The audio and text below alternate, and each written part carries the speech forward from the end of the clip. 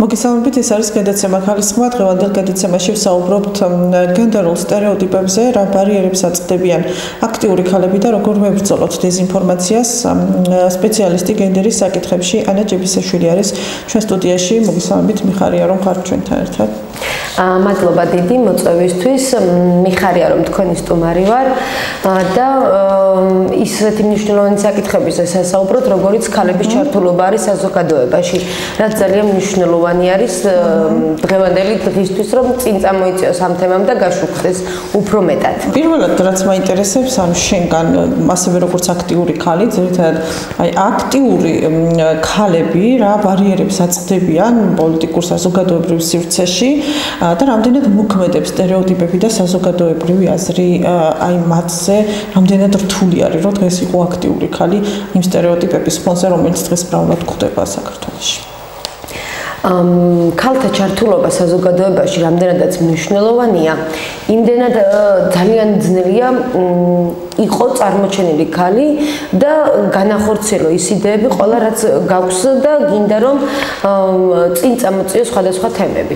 ჩართულობა ქალებისა ძალიან ძნელია, იმიტომ რომ აღიარება ძალიან ძნელად მოდის ქალისთვის. ანუ ეს არ არის ისეთი საკითხი, რომელიც გულისხმობს, რომ ერთ დღეში გადაწყვეტს ქალი რომ იყოს აქტიური და ხვალიდან იქნება აქტიური. ქალს სჭირდება თვითდამკვიდრება. ეს თვითდამკვიდრება მარტივი არ არის ქალისთვის. იქიდან გამომდინარე, რომ საზოგადოებაში ვხვდებით სხვადასხვა სახის სტერეოტიპებს, რომ ეს სტერეოტიპები არ გამოჩენილა მოულოდნელად და ამას რა თქმა უნდა წლების განმავლობაში ხვდებოდა და აყალიბებდა საზოგადოება. ნუ ეხლა აღარ ჩამოთვლით იმ სტერეოტიპებს, რომლებიც ქალთა მიმართ არსებობს. ამას განაპირობებს როგორც რელიგიური, ასევე საზოგადოებრივი მიმართულებების, სტერეოტიპების ჩამოყალიბებას ქალთა მიმართ. თუმცა ბრძოლა რა თქმა უნდა დაწყებულია და ამას ჩვენ ვერ ვიტყვით რომ არ არის, თუმცა ის საკითხები, რომლებიც ჯერ კიდევ ქალებისთვის ძალიან ძნელად მისაღწევი არის კაბინეტები, სადაც ქალთა შესვლა ჯერ კიდევ ძნელია. თუმცა მივესალმებით, რა თქმა უნდა, იმ ერთ და ორ ქალბატონს, რომლებიც მაღალ საზოგადოებაში არიან, გადაწყვეტილების მიღები პირები არიან და მათი აზრი გათვალისწინებული არის ზოგადად გადაწყვეტილების მიღების დროს. ეს ცალსახად მნიშვნელოვანია, თუმცა როგორც ვიცით და ვხედავთ, ეს მარტივი არ არის. საზოგადოების აზრი ეს არასწორი აზრი ახდენს ქალთა, ანუ მიუხედავად იმისა, რომ ქალები საზოგადოების პროცენტულად მეტ რაოდენობას შეადგენენ, ანუ თუნდაც ამომრჩევლები, ქალები უფრო მეტნი არიან გენდერულად ვიდრე მამაკაცები, მაგრამ წამყვან თანამდებობის პირებად, რა თქმა უნდა, ისე მამაკაცები არიან. გადავხედოთ როგორც კერძო სექტორს, ასევე გადავხედოთ სახელმწიფო სტრუქტურებს, წამყვან პოზიციებზე ყველგან უფრო მამაკაცები არიან. ქალებს უფრო მეტი ძალისხმევა სჭირდებათ, რომ წარმოაჩინონ საკუთარი შესაძლებლობები და ასე ვთქვათ, ბრჭყალებში დაამტკიცონ, რომ შეუძლიათ გადაწყვეტილების მიღება და შესაბამისი პირები არიან. ანუ გულისხმობ, რომ შრომის გაწევა მამაკაცთან შედარებით ქალს უფრო მეტად უწევს თავის წარმოსაჩენად და დასამკვიდრებლად საზოგადოებაში, ვიდრე ქალს. კი, თუმცა არიან წამყვან თანამდებობებში, თუმცა ხელფასების მოლოკლევა რომ ახსენდება, ხელფასებში იყო ძალიან დიდი ბალანსი. ხელფასებში დღესაც სხვაობა არის. ეს მარტო საქართველოს პრობლემა არ არის, მთელი მსოფლიოს მასშტაბით ასეა, რომ თუ არ ჩავთვლით ძალიან წამყვან ქვეყნებს, ძირითადად მამაკაცები უფრო მეტად ანაზღაურებადი სამსახურებით გამოირჩევენ, ვიდრე ქალბატონები. ან თუნდაც ერთსა და იმავე პოზიციაზე მამაკაცებს უფრო მეტ ხელფასს უხდიან, ვიდრე ქალბატონებს და ეს ის საკითხი რჩება და ის ბნელი კუთხე, რომლისთვისაც უნდა იბრძოლოს საზოგადოებამ, რომ მოხდეს გათანაბრება ანაზღაურების, როგორც ქალების, ისევე მამაკაცების ერთმანეთთან შედარებით არ უნდა ხდებოდეს. მამაკაცს უფრო მეტი არ უნდა ქონდეს, რა თქმა უნდა, ხელფასი, ვიდრე ქალებს. და კი ბატონო, ისევ რომ ვისაუბროთ გამოწვევებზე, ჩვენ ვიცით, რომ აქტიური ქალები, განსაკუთრებით ახლა როდესაც სოციალურ ქსელებია აქტიურად გამოიყენება, ხშირად ხდებიან ბულინგის მსხვერპლი და ყველაზე დიდი თქვათ შეტევა მოდის ხოლმე მათზე. თუნდაც ახლა აი ვინც თქვათ არის წარმატებულიც და მაგალითად აქციებზე ვიხილეთ ქალები. გეთანხმებით, ძალიან დიდი ბუნინგის მსხვერპლი, იმიტომ არიან, რომ უმეტესად ქალების დაშანტაჟება, ესე რომ ვთქვათ, ხდება მათი პირადი ცხოვრებით, პირადი ცხოვრების სტილით და ასე შემდეგ. და ქალების დაშანტაჟება საზოგადოებაში, სადაც ქალს ისედაც უჭირს თვითდამკვიდრება, მისი პირადი ცხოვრების დაშანტაჟება უფრო მარტივი და ადვილია. ბრჭყალებში ის რაც ეპატიება, მაგალითად მამაკაც რომ გააკეთოს, ის ქალბატონს არ ეპატიება და ეს ძალიან მტკივნეული თემაა. ანუ თუ მამაკაც პატიობს, რატო არ პატიობს ქალს იგივე თემასთან მიმართებაში საზოგადოება. თუმცა ამას ფაქტია და ეს ბულინგის მსხვერპლი ქალები უფრო მეტად არიან, ვიდრე მამაკაცები.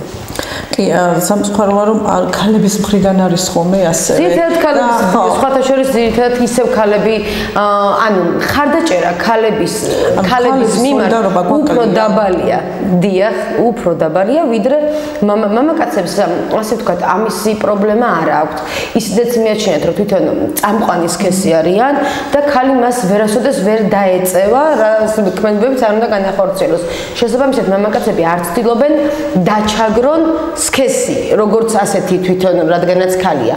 თუმცა თვითონ ქალებს არ გააჩნიათ სოლიდარობა, ასე ვთქვათ, წინწესული ქალების მიმართ, რომ დაიცვან და მხარში დაუდგნენ. თუნდაც ერთი და იგივე კანდიდატურა რომ იდგეს, ერთი და იგივე შეძლებლობის მქონე და არჩევანი ჰქონდეთ, ქალს არ დაუჭერენ, მხარს უფრო მეტად კაცს დაუჭერენ. ეს ისე ამას უბრუნდებით ისევ იმ სტერეოტიპებთან, რომ კაცი უფრო ძლიერია, უფრო მეტად გააჟღერებს მათ პრობლემებს, უფრო მეტად დაუდგებათ მხარში, დაიცავს და ანუ ეს არის საზოგადოების მხრიდან წამოსული სტერეოტიპები, რომლებიც ისევ ქალებს აზარალებს. ხო, მე პირადად მინახავს ისევ ქალების მხრიდან უარყოფითი კომენტარები, თუმცა მინახავს მხარდაჭერას და ის განსაკუთრებით სასიამოვნოა ალბათ, იმიტომ რომ ქალური სოლიდარობა ნამდვილად არიან ქალები, რომლებიც ასე ვთქვათ, ბევრად უფრო გახსნილად აზროვნებენ, ხვდებიან როლს, რომ თუ ქალს არ დაუჭერენ მხარს, ერთ დღეს შეიძლება თვითონ აღმოჩნდნენ იგივე ადგილზე, ამას არ გულისხმობ, რომ აუცილებლად თვითონ ის ადამიანი, თუმცა ზოგადად ქალები, ვინაიდან ასე ვთქვათ, უფრო მეტად არიან ბულინგის მსხვერპლი, სტერეოტიპების მსხვერპლი, საჭიროებენ სოლიდარობას, მხარდაჭერას, წინწამოწევას, პრობლემების წინწამოწევა ქალების ეს არ გულისხმობს, რომ მხოლოდ ქალებისთვის უნდა მოხდეს ბრძოლა, თუმცა გულისხმობს იმ მხარდაჭერას, რომელიც მნიშვნელოვანია იმ ლიდერი ქალებისთვის, რომლებიც აი ასეთ ზეწოლის ქვეშ აგრძელებენ ცხოვრებას და ასე ვთქვათ, საზოგადოებრივ მოღვაწეობას. ძირითადად რა სახის მხარდაჭერა სჭირდებათ ქალებს და რა სახის მხარდაჭერა არის მათთვის მნიშვნელოვანი, არის ეს სისტემური, ოჯახური, ფსიქოლოგიური, თუ ყველაზე მეტად რა აგრძელებინებს საკანონმდებლო ცვლილებები ძალიან მნიშვნელოვანია.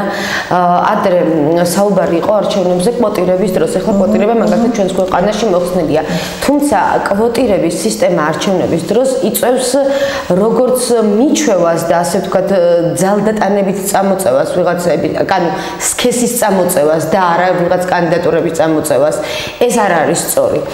ანუ კვოტირება, თუმცა გამართლებული მექანიზმია იქამდე, ვიდრე ქალები არ შეძლებენ რეალიზებას და თუ ვიტყვით, რომ ამ კვოტირებით მხოლოდ ერთხელ მოხდება იმ ქალების მოხვედრა, რომლებიც თუნდაც ჩავთვალოთ, რომ ამ ეტაპზე არც ისეთი დიდი როლის შემსრულებლები იყვნენ, შეიძლება ამითი წახალისდეს მომდევნო თაობა და ამან უფრო მეტად წამოწიოს წინ საზოგადოებაში სხვა ქალებიც. ანუ მაგალითის მიცემა ქალებისთვის ძალიან მნიშვნელოვანია. ქალები, როდესაც ერთმანეთს ხედავენ, რომ მაგალითის საფუძველზე მისმა მცდელობამ გაამართლა, ეს სითამამე აქედან მოდის, შემდეგ რომ თუ ერთ ქალს დაუფას და განათლების მიღება, ლიდერობა, საზოგადოებაში ხმის ამოღება და ასე შემდეგ, სხვებისთვის მაგალითის მიცემით ხდება ნელ-ნელა იმ პრობლემების დაძლევა, რომელიც არსებობს საზოგადოებაში. მაგალითის მიცემა არის ყველაზე მნიშვნელოვანი. მხარდაჭერა, რომ ქალების რეალიზება და შესაბამისად ანაზღაურება შესაბამისი იყოს და არ უნდა დანებდნენ იმ აზრს, რომ მცდელობას აზრი არ აქვს და ჯობია ისევ ისინი მამაკაცები ფიგურირებდნენ უფრო მეტად ვიდრე ქალები. ხო, თუმცა ოჯახური მხარდაჭერაც ხშირ შემთხვევაში ხოლმე ვიცით, რომ ოჯახიდანაც მოდის ბევრი ზეწოლა და ასევე ვთქვათ ფსიქოლოგიური ხშირ შემთხვევაში რა თქმა უნდა, საზოგადოება რომელიც სტერეოტიპების ქვეშ იზრდებოდა, ეს არ იყო ერთწლიანი და ორწლიანი.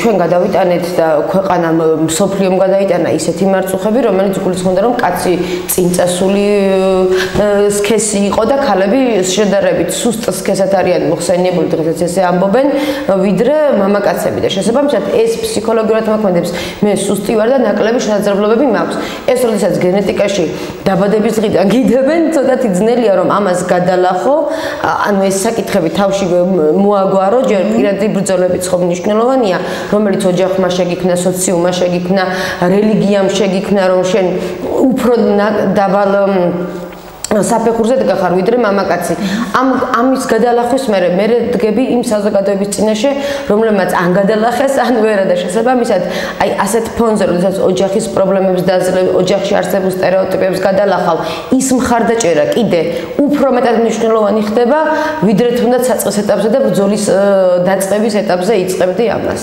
კი ახსენეთ წეღა რომ ინტენსიურად მუშაობენ სხვადასხვა ორგანიზაციები და არა მხოლოდ ცნობიერების ამაღლებაზე თუმცა გასულ წლებთან შედარებით ამ დღეს რამდენად არის პრობლემა თუნდაც სტერეოტიპების ქალების მიმართ ბულინგის ინტერნეტმა ეს აშკარა გახადა უკონტროლო სივრცეა ხო და რა მდგომარეობა გვაქვს ეხლა წინა წლებთან შედარებით თუ ყველაზე მეტად კიდევ სად არის სამუშაო ყველაზე მეტი დიდი სამუშაო ისევ ინტერნეტში არის როგორც ინტერნეტმა აქცია ეს და გამოაშკარავა ეს საკითხები ადრე მაგალითად ეხლა თუ ადრე თუ იყო ის პრობლემა რომ წამყვან პოზიციაზე ქალი ვერ მოხვდებოდა ეხლა დანიშნულ ქალთან ანუ ამ სქესის წარმომადგენელთან ბრძოლა უკვე ინტერნეტით მიმდინარეობს ანუ აღარ არის ეს რომ ვიღაცას უთხრა და ესე გავრცელდა ინფორმაცია ეხლა პირდაპირ ინტერნეტში საჯაროდ მასობრივი ინფორმაციის გავრცელება ხდება და იცით რომ ინტერნეტი ამას ძალიან ადვილად უწყობს ხო და მასიური ინფორმაციის გავრცელება თუ ადრე გადაჩურჩულებით ხდებოდა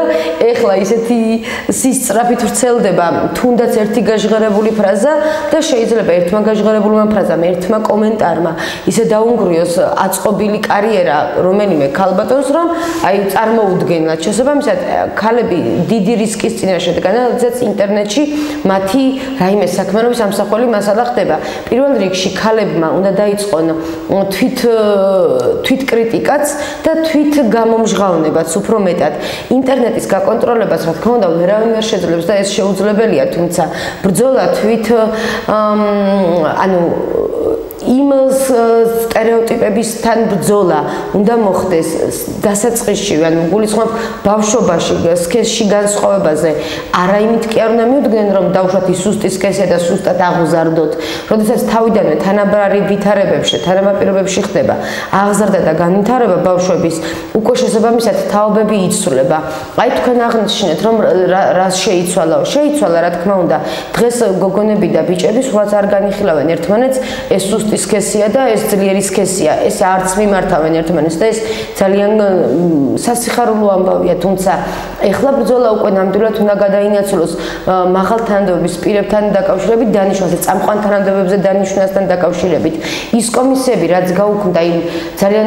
გული მწყდება ხოლმე რომ გავიგებ რომ გაუქმდა გენდერული კომისია ანუ ეს იმას კი არ ნიშნავდა მხოლოდ რომ ქალები იკრიბებოდნენ და პრობლემებს განიხილავდნენ არა მათ ჰქონდათ თუ არ ჰქონდათ კიდევ უფრო გულსატკენია და ვერ ხვდებოდნენ რა დანიშნულება ჰქონდა იმ კომისიას კიდევ უფრო გულსატკენია რა თქმა უნდა თუმცა გაუქმება არ არის სწორი ეს სწორი არ არის რომ გაუქმდეს და ამ ქალთა საკითხებზე აღარ ტარდებოდეს შეხვედრები პირიქით უნდა გადანაცვლებულიყო იმ კომისიიდან დაბალ საფეხურებზე ახალგაზრდებში უნდა ჩატარებულიყო ცნობიერების ამაღლების ეს ჯერ კიდევ მნიშვნელოვანია იმიტომ რომ თაობები უნდა გაიზარდოს იმ სულისკვეთებით რომ თანაბარნი არიან ქალი და მამაკაცი და არა იმითი რომ კაცი წამყვანი სქესია როგორც ეს მაგალითად ჩვენს თაობაში ხდებოდა და 1000 სტერეოტიპის დაძლევა მოგვიწია რომ თუნდაც დღეს ესე თამამათვის ხედავს საუბრობთ და მხოლოდ მამაკაცები არისხდნენ და არ საუბრობდნენ ისევ ქალების პრობლემებზე კი, ანუ რაც შეიძლება ცნობიერების ამაღლებას არ მინდა ხომ ესე ტერიტორიულად დაყოფა, მაგრამ დიდი პრობლემა არის ზოგიერთ სოფელში ამ კუთხით, იმ ცნობიერების კუთხით, იმიტომ რომ ზოგან უფრო მეტად არის თქვათ ვთქვათ, სტერეოტიპები, სადაც უფრო მეტად აქცევენ ყურადღებას და ასე შემდეგ. ასე ვთქვათ, ეგრეთ წოდებული ტრადიციები. ანუ იმ ტრადიციებს, ეგრეთ წოდებულ ტრადიციებს ვერ აღწევენ თავს. აი ეს არის ყველაზე დიდი პრობლემა. ნაკლებად იყვნენ ჩართულები, ვთქვათ, აქტივობებში და ცნობიერება საგანმანათლებლო. ისედაც, ანუ რა თქმა უნდა, ხა ჩვენი უფროსო თაობისთვის, ქალებისთვის პირველი დანიშნულება ოჯახის შექმნა იყო და შვილების აღზრდა და ისევ სხვა ოჯახზე ჩაბარება.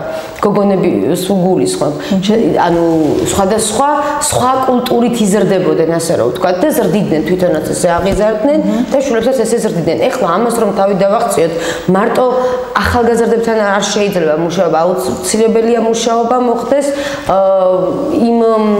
იმ კატეგორიის ადამიანთან, რომელსაც ასე მიაჩნიათ, ანუ ის ცნობიერების ამაღლება და ხმის მიწოდენა და შესაძლებლობის მიცემა, რომ თავით გამოიჩინოს და დაიმკვიდროს და საკუთარი შემოსავალი გაიჩინოს და არ იყოს მხოლოდ მამაკაცად დამოკიდებული შესაძლებლობების ჩვენება. ეს რა თქმა უნდა შეცვლიდა. დიახ, და ამას აკეთებდნენ არასამთავრობო ორგანიზაციები და პატარა სათემო ორგანიზაციები ადგილზე, მათ წვლილზეც რომ ვთქვათ, რამდენიმე სიტყვა, რამდენად მნიშვნელოვანი არის მათი. მნიშვნელოვანი იყო სათემო ორგანიზაციების მნიშვნელობა, როგორც არასამთავრობო ორგანიზაციები, გულისხმობ, რომლებიც რაიონულ ცენტრებში, დიდ ქალაქებში ფუნქციონირებდნენ, ისინი აი ასე ზუსტად მიწოდენას ხმისას ვერ ახერხებდნენ, იმიტომ რომ ნებისმიერ მოწვეულ შეხვედრაზე სტუმრები მოდიან ერთი და იგივე, თუმცა ის, ვინც ადგილზე მუშაობს ლოკალურად და იმ სოფლის და იმ თემით არის დაინტერესებული, ზუსტად იცის, რომ იმ ოჯახს აი ეს პრობლემა აქვს, რომელიც შეიძლება იმ ოჯახის ხმა მაგალითად ვერ მიწვდეს თბილისში, დედაქალაქს ვერ მიწვდეს. ეს დეცენტრალიზირებული დეცენტრალიზაცია როგორც სახელმწიფო სტრუქტურებისთვის არის მნიშვნელოვანი, ასევე იყო არასამთავრობო სტრუქტურებისთვისაც. ისათემო ორგანიზაციები არანაკლებ შრომასდებდნენ იმაში, რომ ადგილობრივი თემი განვითარებულიყო. ეს როგორც გენდერულად, ანუ გულისხმობ ქალთა გაძლიერებისთვის, ასევე მნიშვნელოვანი იყო თაობების აღზრდისთვისაც. და ქალთა გაძლიერება თაობების ჯანსაღი მენტალური თვისებებით გაზრდას გულისხმობდა და არა იმ ტრადიციებზე დამოკიდებულებით გაზრდას, როგორც მაგალითად ჩვენი წინაპრების თაობები იზრდებოდნენ, რომ ნაკლებად ყოფილიყო აქტივირებულები და მთავარი იყო შვილები გაეზარდათ და ოჯახი შეექმნათ. ანუ გადაინაცვლოს სოციალიზაციის იმ წერტილმა ერთი ადგილიდან მეორეზე მნიშვნელოვანია. ანუ მიზანი შეეცვალოს, ქალს დანიშნულება მარტო ოჯახის შექმნა ხომ არ არის, მას უნდა და დამოკიდებული იყოს მამაკაცზე ისევ. ეს არ არის სწორი, მას თვითონაც უნდა შეეძლოს თავის საკუთარი უნარების და შესაძლებლობების გამოვლენა, საზოგადოებაში თავის დამკვიდრება, საკუთარი შემოსავალის გაჩენა და რაც მისცემს იმ სტიმულს მის შვილებსაც, რომ თუ დედამ შეძლო, ამას მეც შევძლებ და ის მარტო არ იყოს. ერთი ქალები ერთმანეთისგან ღებულობდნენ წესით მაგალითებს, ადრეც და ეხლაც ესეა. ამიტომ არის მნიშვნელოვანი ეს მხარდაჭერა და მაგალითების მიცემა. კი ბატონო, და რომ შევაჯამოთ და მე დავამშვიდობოთ მაყურებელს, კიდევ ერთხელ, ანუ უკეთესი გარემო რომ იყოს ქალებისთვის რა სისტემური ცვლილება და არა მხოლოდ საჭირო რაღაც შეჯამებასავით გავაკეთოთ და სისტემური ცვლილებები, ანუ სკოლებიდან უნდა დაიწყოს, ბაღებიდან უნდა დაიწყოს, უნდა მოხდეს გოგონების და ბიჭების თანაბარ პირობებში ყოფნა და გაზრდა და არ უნდა მოხდეს იმის მუდამ სტაგნაცია, რომ მამაკაცური სქესი უფრო მნიშვნელოვანია ვიდრე ქალის სქესი. შესაბამისად, უნდა მიეცეთ ქალებს მეტად სოციალიზაციის და ბიზნესში ჩართვის უფლება და საშუალება. ბანკები დაუშვათ უნდა ატარებდნენ ისეთ აქციებს, რომლებიც ქალთა მხარდაჭერას გულისხმობს, რომ სესხი მეტად გასცენ და დაიწყონ აქტიური ცხოვრება და საკუთარი შემოსავლის შექმნა, რაც მათ ფინანსური სიძლიერე, რა თქმა უნდა, უზრუნველყოფს ქალის გაძლიერებასაც. როდესაც ფინანსები სრულად ერთი სქესის ხელშია მოქცეული, ძალიან ძნელია მე ახლა ისაუბრო მხოლოდ ხმამაღლა და თუ სახლის კარებს გამოგიხურავს უკაცე და შენ დარჩები ლუკმაპურის გარეშე, ილაპარაკე მაღალ მატერიებზე. ან მნიშვნელოვანია ქალების ფინანსური გაძლიერება და ეს უნდა იყოს ახალისებული როგორც სახელმწიფოს მხრიდან, ასევე ბიზნეს სექტორის მხრიდან. მადლობა, ანა ჯებისაშვილი იყო ჩვენი გადაცემის სტუმარი, ქალის ხმა გემშვიდობებად ნახვამდის.